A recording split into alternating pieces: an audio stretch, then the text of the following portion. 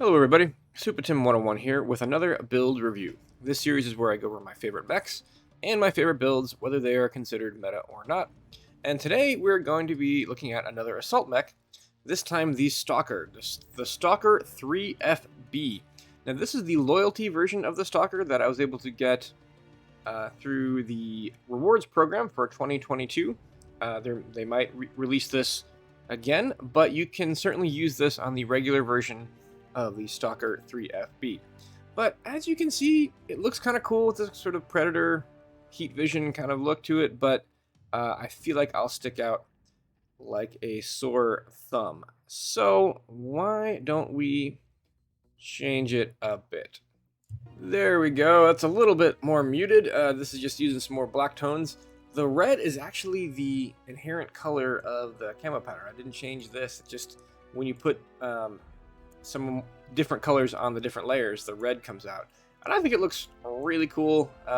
Not quite as bright as the regular camo pattern, which means that it won't be spotted quite as easily. But this mech is really great for a Stalker. Stalkers are great mechs, I think, altogether, because they can carry a lot of weapons for a 95-ton or 85-ton, an 85-ton assault mech. They can still carry a lot of weapons and do significant damage. They have pretty good hitboxes. They're kind of like the Marauder in some ways, where you can sort of wiggle your nose if you're staring down enemies, but they still have that huge side torso to shoot at. So Stalkers are really, really powerful, but they do have some shortcomings, like big legs that you can target, and those easy to target side torsos if you're looking away. But yeah, wiggle your nose like you would if you were in a Marauder, and you'll splash the damage all over your torsos, and you're doing pretty good. Like most Stalkers have missile hardpoints and energy hardpoints, and most of them that I'm good at, run like big MRM launchers with some backup lasers. But this is a special mech because, let's jump into the mech lab and find out, it can run ECM. This is the only Stalker that can run ECM, so it makes actually a pretty good sniper. You can kind of peek, snipe, and then get back into cover. People not sure where you are. You don't have the Dorito. People don't shoot at you. Now, this is a build or a mech that is often used in faction play and sometimes in competitive play because it has so many energy hardpoints. It can run a lot of these large lasers with a large targeting computer to get higher range. Let's check out the quirks to see why this might happen. Really? The only quirk that's necessary is a minus 5% heat. It's so good, it has such good hardpoints and ECM that it was only given a minus 5% heat quirk, which is still really useful. But that's how you can kind of tell, again, is already a good mech. But if we jump down here to the sensors, we have a little bit better sensor range, plus 100, and target decay duration, plus 1. So it helps you keep your targets and see them from further away, so you can actually, if you can get that paper doll, you can target components. So it makes a good sniper because it can sit in the back, still get those target locks, and shoot the large lasers. Because this is a mech made for quick play, or a build made for quick play, I went with the 6th ER large laser instead of the large targeting computer. What the large targeting computer does for inner sphere mechs that like to snipe is it lets them compete with the range of clan ER large lasers. Clan ER large lasers have a longer effective range, and so you put a big targeting computer on the inner sphere mechs so that they can get a similar range, not quite the same, but a similar range, and compete with the clans. But because this is quick play and most of the engagements don't require you to be super far away from your opponents, as well as you want to sometimes walk to the front to share armor and things like that, I felt like the higher firepower with a shorter range was still fine. So the effective range of these large lasers with skills is about 850 of optimal, but that means you still get a bunch of damage still in maximum range and within that maximum range with some drop off. But it's still a really good range. It still can dish out quite a bit of damage. So you've got, of course, 3 larges in one side, 3 larges in the next, guarding ECM in the beginning, and the rest as many heat sinks as you can fit. It can run a light engine 300, makes it go kind of speedy for an assault. The Stalkers tend to be a little bit speedier, so you go 57.1 kph, which is pretty good for a sniper assault. What you can't do, and you'll actually see me do this in the game, but I do not suggest it, you should not do it, is fire all 6-ear lasers at the same time. That's actually something the 5-ear large laser build can do that is less risky.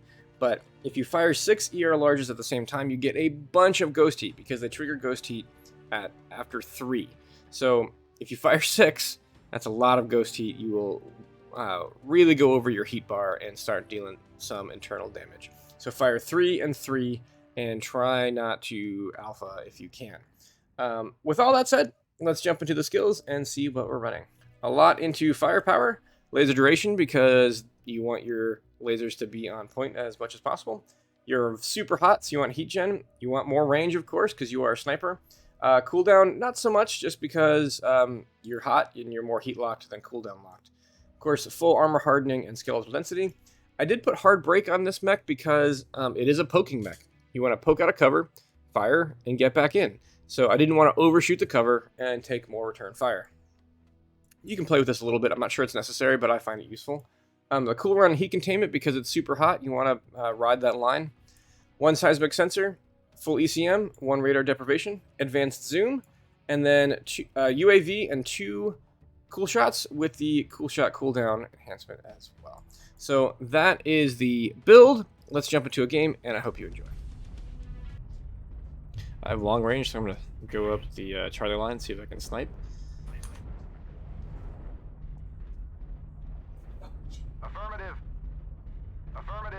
It also means if you go too deep into their territory, I can't support you without losing my spot.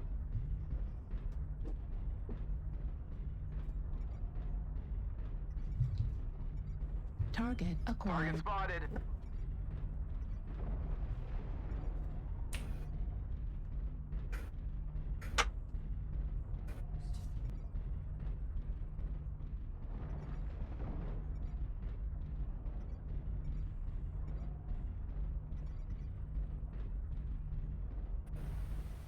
Light mech in our back line. D5, watch your butt.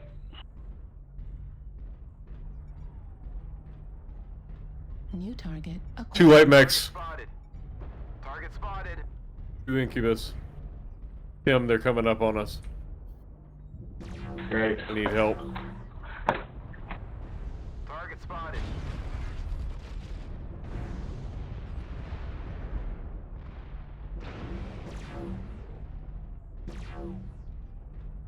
New target acquired. Target spotted.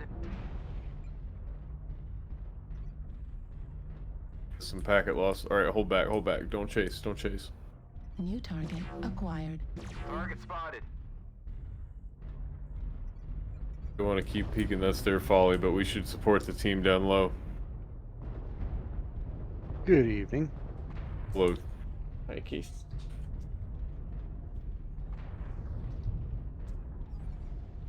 Target acquired. Yeah, I needed to take a break after that Irby match. I was shaking. Target spotted. Foxtrot's dropping. Came down to 2-on-4.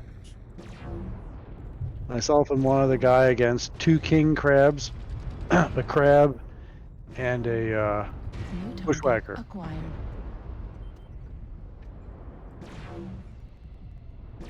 Heat level critical. It was tense. I actually New got that target kill. acquired. Target spotted.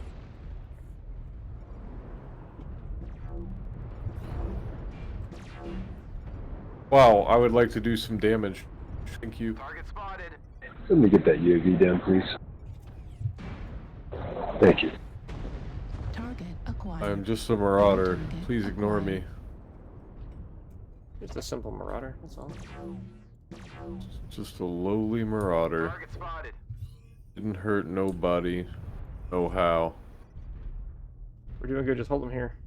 If you can. Target spotted. New target acquired. Sorry. Target spotted. Sorry.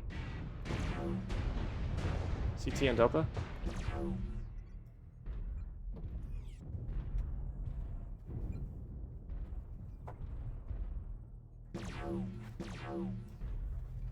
New target acquired.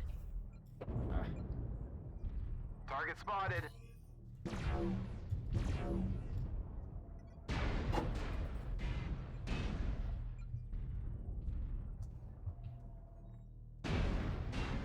Wow.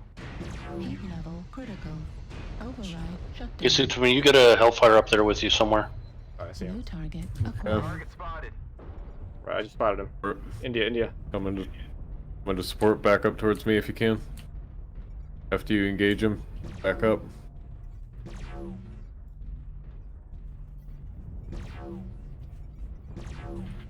Oh, I got something on me behind me, Tim. Alright, I'm gonna come. I got Roughneck. chasing the guy. New target acquired. He's a roughneck. Oh, he's a good brawler too. 25% of the enemies are eliminated. Right torso. I see you right there, yeah.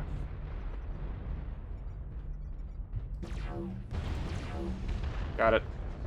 Wow, roughneck with a light or a standard.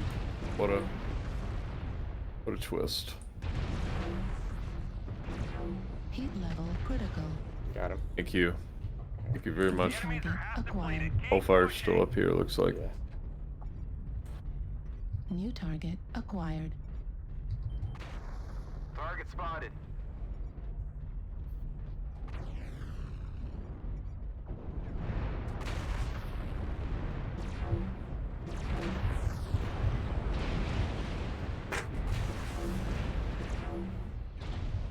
Target destroyed. Nice. Thanks. Affirmative.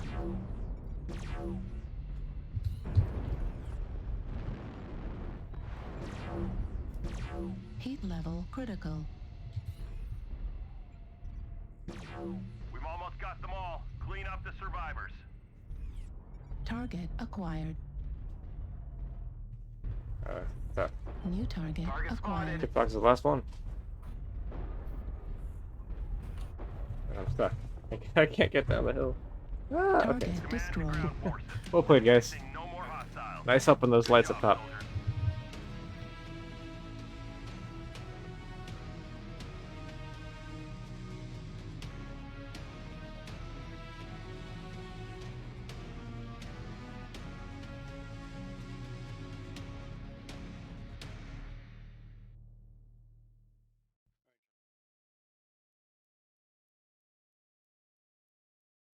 What a great game. I just want to do a quick recap.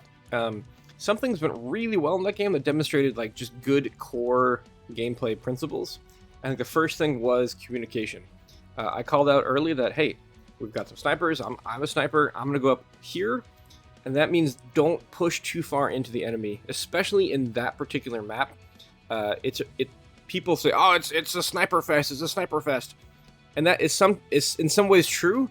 But look what happened in the match.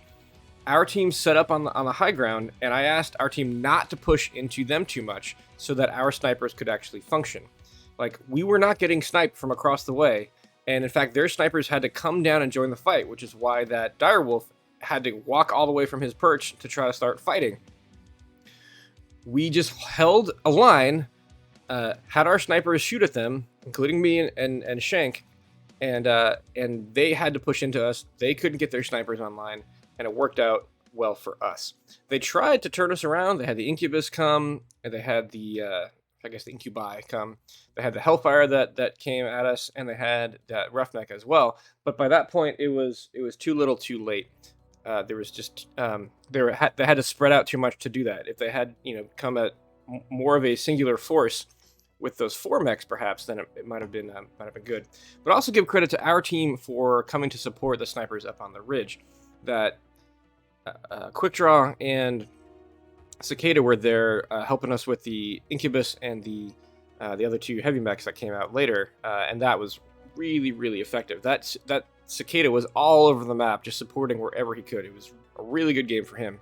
And then, like, Kingside called out that Hellfire was up there, and so that's why I went to go chase it off. But I was still looking at my mini-map because Shank was talking, so bring him back to him. So even before I stopped, I was planning to stop and pull back, and that's what I saw on my mini-map, even before Shank said anything, like, oh, there's something on him. And he was like, oh, there's something on me, it's the Roughneck. And just able to come back and support him with the roughneck. And also, like, he called out, you know, right torso, so I knew exactly where to shoot, and that was critical. That was crucial because that roughneck could brawl really well, but it had to be super hot. It had to be super hot. So shooting off that right torso, I'm sure it gave him a heat spike. He couldn't maintain it. He had to shut down, and that's when we killed him. So communication was absolutely awesome. The medium mechs and faster mechs doing what they need to do in terms of running around the map, not just skirmishing, but supporting and receiving enemy pushes and things with the assaults. It was just a really well-oiled machine, and I really enjoyed that match. So think about that when you're playing. This mech can certainly throw damage downrange. If you notice that fight at the last fight with the Hellfire with the Cicada was with me, I could with these, even with these sort of lower mounts here, but certainly with the higher mounts, I was able to shoot over the Cicada even at sort of close range and get to the Hellfire. So that's what makes this mech just so good at what it does in terms of sniping. It has great mounts, it has the ECM, and it has just room for a lot of weapons for an 85-ton mech. So I hope you enjoyed that match. I thought it was great. If you did, leave a like, and if you like this kind of content, please consider subscribing. Thanks, and I hope you have a great day.